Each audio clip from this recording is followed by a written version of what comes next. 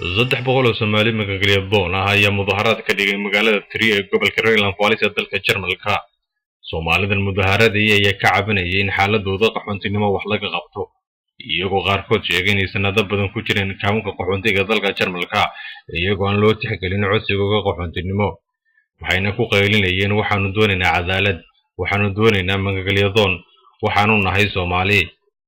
Inkastoo tirada dhabta ee Soomaalida magangeliyadoonka ee waddanka Jarmalka ku sugan aan la ogeyn, haddana waxaa hay'adaha ku shaqo leh ay ku qiyaasaan kumanaan qof, kuwaasoo muddooyinkii dambe u soo gelayay si xawli ah.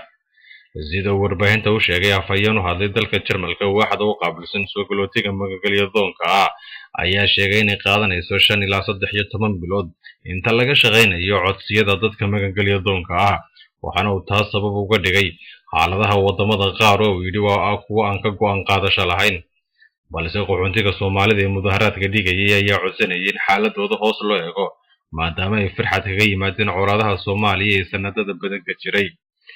Xuseen Xaashi Maxamed oo ka mid ah dadkii soo qabanqaabiyay mudaharaadka ayaa sheegay in ujeedkoodu tahay inay cabashadooda gaarsiiyaan xukuumadda dalka Jarmalka, waxaanu intaa ku daray waxaa dadkan soo qaxiyay ururada Al-Shabaab iyo hogaamiye kooxaadada sanadada badan ku dagaalamaya caasimadda Soomaaliya Muqdisho.